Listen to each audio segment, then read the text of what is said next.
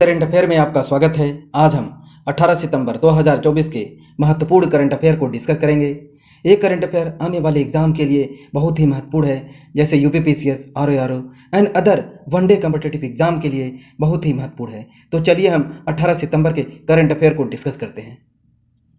First है, हाल ही में 5वीं बार किसने चैंपियन ट्रॉफी का खिताब जीता है? Who won the championship trophy title for the 5th time? Bharat ने चैंपियन ट्रॉफी का खिताब 5वीं बार जीत लिया है। Men's Asian hockey championship trophy 2024 8 से 17 सितंबर 2024 तक चला। इसका 8वां एडिशन था, जहां पर ये चीन के कोलंबोर में हुआ, इसका किसके द्वारा किया गया? एशियन हॉकी फेडरेशन के द्वारा ये संपन्न हुआ। Men's Asian hockey championship trophy 2024 8 से 17 सितंबर 2024 तक था।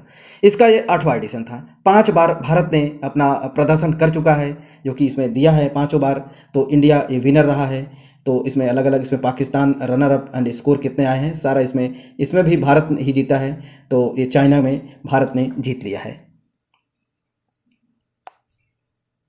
तो चलिए हम कुछ ट्रॉफी के बारे में हम डिस्कस करते हैं। एंड सल्तनत अजलान शाह ट्रॉफी जो है कि ये मलेशिया में, एंड जापान ने इसको जीता है। And FIH international hockey federation hockey का जो 5th एडिशन था वुमेन वर्ल्ड कप का, ये मस्कट में हुआ एंड नीदरलैंड ने जीता है, इंडिया हार गई। फिर मेंस का जो हुआ मस्कट में ही हुआ, नीदरलैंड ने जीता, और लेकिन इसका रनर अप जो रहा, जो हार गई, वो मलेशिया था। एंड एशियन गेम इसका 9th एडिशन था, इसका मेंस टीम में गोल्ड जीता है। एंड भारतीय पुरुष हॉकी टीम के कोच इस समय क्रेग फुलटन जो साउथ अफ्रीका के हैं। भारतीय महिला हॉकी टीम के कोच हरेंद्र सिंह हैं। एंड रायबरेली हॉकी स्टेडियम का नाम बदलकर रानी रामपाल रखा गया है। भारत का सबसे बड़ा हॉकी स्टेडियम उड़ीसा में, जिसका बिरसा मुंडा नाम रखा गया है। And Mohali hockey stadium Balbir Singh senior. And women hockey league 2024 ये रांची में खेला जाएगा। एंड हॉकी 2025 का hockey mains junior world cup India में होगा। एंड सितंबर 2024 में 8वीं एशियाई पुरुष हॉकी चैंपियनशिप ट्रॉफी 2024 कहाँ पे होगी? चीन के कोलंबोर में होगी, ये भी हो गया। एंड ये नवंबर 2024 8वीं बार महिला एशियाई हॉकी चैंपियनशिप ट्रॉफी प्रतियोगिता 2024 ये बिहार के राजगीर में होगा। And hockey India PR Sreejesh की जर्सी नंबर 16 को रिटायर कर दिया गया है। अब ये भारत की जूनियर पुरुष हॉकी टीम का नए हेड कोच बनेगी PR श्रीजेश। एंड FIH की जो स्थापना थी 1924 में हुआ, इंटरनेशनल हॉकी फेडरेशन 1924 में। हेडक्वार्टर इसका लुसाने स्विट्जरलैंड, एंड हेड है मोहम्मद तैयब इकराम। 1928 में भारत FIH का सदस्य बना था। 1928 में पहली बार एशियाई देश का हॉकी इंडिया के अध्यक्ष हैं दिलीप तर्की। जो हॉकी के कुछ कप होते हैं, ट्रॉफी हैं, जो कि पूछे जाते हैं, जो पूछ देगा अजलान शाह कप किसमें दिया जाता है, ये हॉकी से रिलेटेड है। एंड बेटन कप हॉकी से, इंदिरा कप हॉकी से, रणजीत सिंह कप जो है कि हॉकी से, एंड रंगास्वामी कप भी हॉकी से ये संबंधित है। हाल ही में नारकोटिक्स कंट्रोल ब्यूरो के महानिदेशक कौन बनाए गए हैं? Who has been appointed as the director general of narcotic control bureau? Answer B Anurag Garg. Anurag Garg को नारकोटिक्स कंट्रोल ब्यूरो के महानिदेशक बनाए गए हैं। तो डायरेक्टर जनरल बनाए गए हैं ये अनुराग गर्ग ये director general of narcotic control bureau के हैं।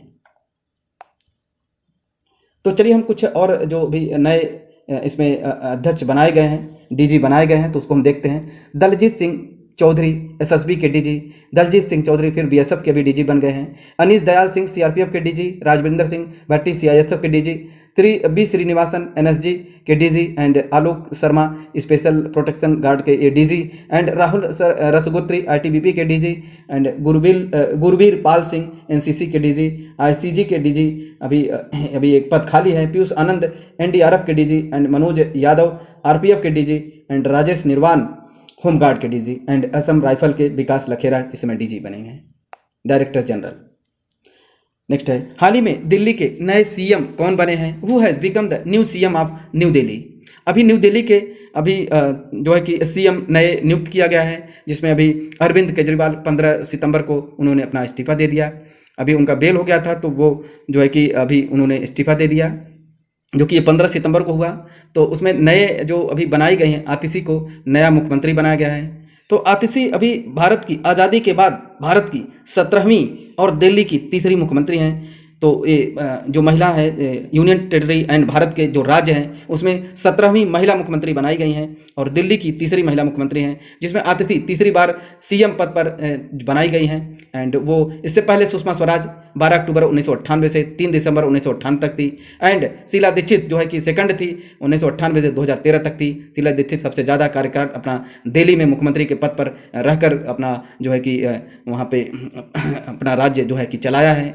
और इससे पहले जो है कि जान लेते हैं आतिशी जो अभी दिल्ली के मुख्यमंत्री हैं उनके बारे में थोड़ा हम डिस्कस कर लेते हैं कि आतिशी काफ़ी ग्रेजुएट पोस्ट ग्रेजुएट हैं, ऑलरेडी हायर एजुकेटेड हैं इन्होंने, और दिल्ली सरकार में अभी वो शिक्षा मंत्री भी हैं रही हैं, अभी तो मुख्यमंत्री बन गई। तो आतिशी दिल्ली यूनिवर्सिटी से पढ़ी हुई हैं जो कि Saint Stephen college Delhi university थे।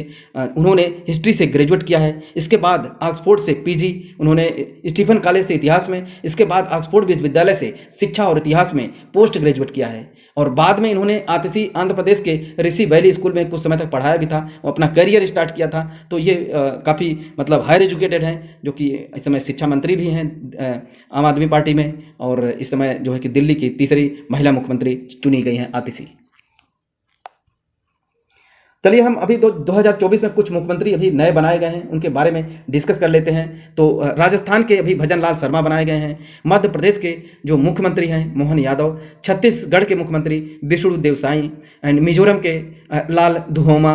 एंड तेलंगाना के रेवंत रेड्डी। सिक्किम के प्रेम सिंह तमांग। हरियाणा के अभी सिक्किम के एंड जो नायब सैनी अभी हरियाणा के मुख्यमंत्री बनाए गए हैं, नायब सैनी। एंड झारखंड के हेमंत सोरेन। एंड उड़ीसा के मोहन चरण मांझी। आंध्र प्रदेश के चंद्रबाबू नायडू। अरुणाचल प्रदेश के पेमा खंडू। बहुत ही मोस्ट इंपॉर्टेंट है अभी जो 2024 में ये सारे मुख्यमंत्री बनाए गए हैं। तो आने वाले एग्जाम के लिए बहुत ही महत्वपूर्ण है कि ये आ भी सकते हैं, तो आप इसको जरूर याद रखें कि कौन से किस स्टेट के कौन से मुख्यमंत्री हैं। एंड राज्यपाल भी याद रखें, ये बहुत इंपॉर्टेंट है।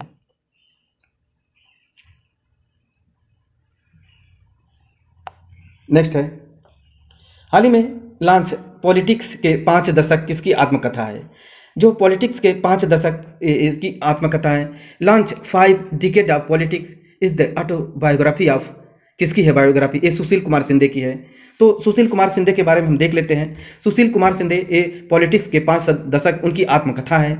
तो ये पॉलिटिक्स के 5 दशक तो सुशील कुमार शिंदे इन्होंने जो पूर्व में ये जो है कि ये होम मिनिस्टर रहे हैं मनमोहन सरकार में, ये होम मिनिस्टर भी रहे हैं और महाराष्ट्र के मुख्यमंत्री भी रह चुके हैं। जो सुशील कुमार शिंदे जो है कि महाराष्ट्र के मुख्यमंत्री भी रह चुके हैं एंड मनमोहन सरकार में ये होम मिनिस्टर थे, गृह मंत्री थे। और इन्हीं के बायोग्राफी के बारे में यहाँ पे डिस्कस किया गया है। उसमें डिस्कस किया गया है इसमें कि जम्मू कश्मीर जो आर्टिकल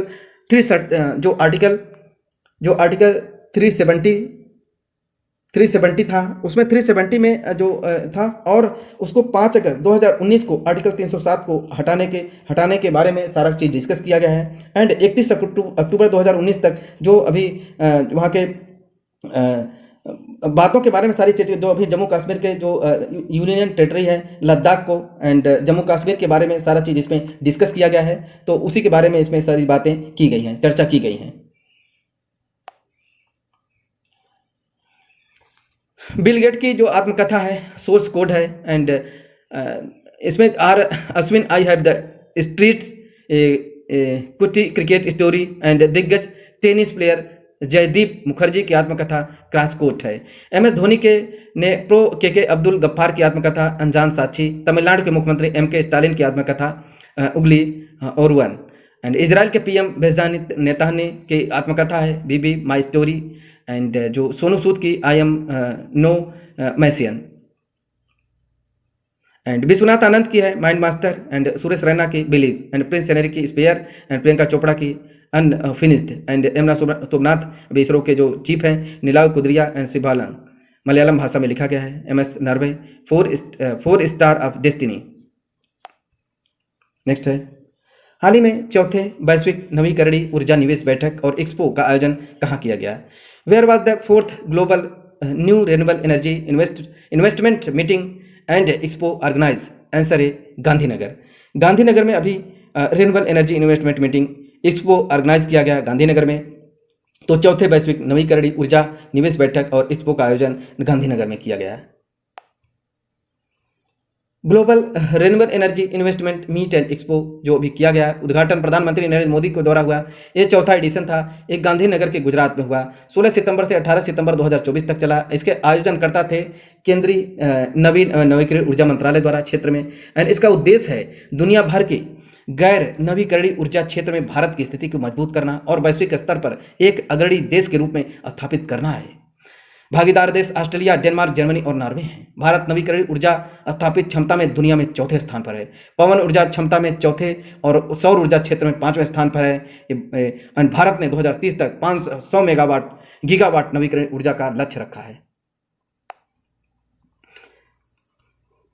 नेक्स्ट है, हाल ही में एनपीएस वात्सल्य योजना को किसने शुरू किया है? तो अभी ये निर्मला सीतारमण ने, अभी हमारी मिनिस्टर, फिनांस मिनिस्टर, तो हु हैज स्टार्टेड एनपीएस वात्सल्य योजना, तो निर्मला सीतारमण ने अभी स्टार्ट किया है। केंद्रीय वित्त मंत्री निर्मला सीतारमण 17 सितंबर 2024 को नई दिल्ली में नाबालिगों के लिए एनपीएस वात्सल्य योजना शुरू की है। राष्ट्रीय पेंशन प्रणाली जो एनपीएस है, वात्सल्य 18 वर्ष से कम उम्र के नाबालिगों के लिए है और जो भारत के निवासी हैं। एनपीएस वात्सल्य खाता अनिवासी भारतीय के लिए नहीं है। नाबालिग के नाम पर एनपीएस टायर 2 खाता खोला जाएगा। टायर 2 खाता एक स्वच्छ बचत पेंशन योजना है जो ग्राहक के अस्थायी सेवानिवृत्त खाता संख्या से जुड़ी होती है। प्रत्येक राष्ट्रीय पेंशन प्रणाली ग्राहक को एक अद्वितीय 12 अंकी अल्फा न्यूमेरिक पीआरएन नंबर प्रदान किया जाता है जो अंत तक ग्राहक के पास रहता है। अंशदान निकासी निकालने की सुविधा है। एनपीएस योजना के तहत 1000 रुपये प्रतिवर्ष होना चाहिए कम से कम, और इसके अधिकतम निवेश सीमा नहीं है। माता पिता के नाबालिग की ओर से योगदान कर सकते हैं। एंड लॉक इन अवधि के 3 वर्ष की होगी। 3 साल के बाद ग्राहक शिक्षा, निर्दिष्ट बीमारी और विकलांग के लिए 25% जो है कि निकाल सकता है। एंड जब ग्राहक का 18 वर्ष तक हो जाएगा तब क्या होगा? जब हो जाएगा 18 वर्ष आयु तक तो ग्राहक के पास एनपीएस टायर 1 खाते में स्थानांतरित करने के विकल्प होगा। यदि राशि का 2.5 लाख रुपए से बराबर है तो उससे कम है तो ग्राहक पूरी राशि निकाल सकता है। नेक्स्ट है, हाल ही में राष्ट्रीय इंजीनियर दिवस कब मनाया गया? When was national engineer day celebrated? 15 सितंबर को सेलिब्रेट किया गया इंजीनियर्स डे। राष्ट्रीय इंजीनियरिंग दिवस सर मुजुगुंडम जो अभी विश्वेश्वरैया की जयंती को मनाया जाता है। एम विश्वेश्वरैया एक प्रख्यात इंजीनियर हैं, विद्वान और राजनेता थे और उनकी उपलब्धि के लिए उन्हें भारतीय इंजीनियरिंग का जनक भी माना जाता है। वह मैसूर में 19वें दीवान थे। भारत रत्न से 1955 में सम्मानित किया जा चुका है। पहली बार यह दिवस 1968 में मनाया गया। उन्होंने कावेरी नदी पर कृष्णा राज सागर बांध वहीं बनवाए थे, उन्हीं के द्वारा डिजाइन डेवलपमेंट किया गया है। विश्व नारियल दिवस 2 सितंबर को, इंटरनेशनल डे ऑफ चैरिटी 5 सितंबर को मनाया जाता है। अंतर्राष्ट्रीय साक्षरता दिवस 8 सितंबर को। एंड इसी प्रकार राष्ट्रीय इंजीनियरिंग दिवस 15 सितंबर को मनाया जाता है। राष्ट्रीय हिंदी दिवस 14 सितंबर। हाल ही में ब्लॉकचेन एनालिटिक्स चैंपियन कंपनी चैनलिसिस के अनुसार क्रिप्टो अपनाने वाला शीर्ष देश कौन सा बना है? जो अभी क्रिप्टो अपनाने वाला शीर्ष देश इंडिया बन गया है। Which country in the most popular crypto market according to the blockchain analytics company chain analysis के द्वारा इंडिया किया जाता है, एनालिसिस किया जाता है, तो क्रिप्टो करेंसी अपनाने वाला भारत जो बन गया है। हाल ही में भास्कर प्लेटफॉर्म किस मंत्रालय ने लॉन्च किया है? अभी भास्कर प्लेटफॉर्म जो है कि ये ministry of commerce and industry ने लॉन्च किया है। भास्कर का मतलब होता है Bharat startup knowledge access registry. इसका नेशनल स्टार्टअप डे 16 जनवरी को एंड स्टार्टअप इंडिया मिशन 16 जनवरी 2016 को मनाया गया। तो भास्कर का फुल फॉर्म है Bharat startup knowledge access registry. तो ये ministry of commerce and industry के द्वारा ये प्लेटफॉर्म जो कि मंत्रालय लॉन्च किया है, भास्कर प्लेटफॉर्म। हाल ही में शोध उपग्रह चामरान 1 को किसने लॉन्च किया है? Who has launch the research satellite Chamran? तो ये ईरान ने लॉन्च किया है। अभी ये QM100 रॉकेट द्वारा लॉन्च किया गया है। इससे पहले सूर्या सैटेलाइट भी ईरान ने लॉन्च किया था। तो अभी ईरान का जो कैपिटल है तेहरान है, उसकी करेंसी है ईरानी रियाल। एंड वहाँ के जो अभी प्राइम मिनिस्टर हैं, जो अभी प्रेसिडेंट हैं, मसूद पेजेस्कियन हैं। और इससे पहले जो है कि सैयद इब्राहिम पहले थे, अभी उनकी जो हेलीकॉप्टर दुर्घटना में मृत्यु हो गई थी। इसके बाद मसूद पेजेस्कियन बने हैं वहाँ के प्रेसिडेंट। आज हमने 18 सितंबर के महत्वपूर्ण करंट अफेयर को डिस्कस कर लिया है। एक करंट अफेयर आने वाले एग्जाम के लिए बहुत ही महत्वपूर्ण है, तो इस वीडियो को 2 से 3 बार जरूर देखें, जिससे कि करंट अफेयर में आपका जो है कि बिल्डअप हो जाएगा। करंट अफेयर के बारे में, तो नॉलेज बिल्डअप हो जाएगा। तो इस वीडियो को 2 से 3 बार जरूर देखें। हमारे चैनल को सब्सक्राइब एंड शेयर